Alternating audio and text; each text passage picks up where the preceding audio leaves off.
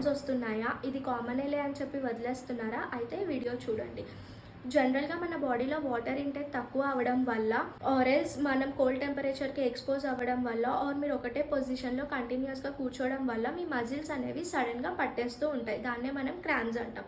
So క్రామ్స్కి water తాగడం ఒకటే solution కాదు. మీరు జెంటిల్ ఎక్సర్సైజెస్ చేయాలి, which includes your calf stretches and your lower body strengthening.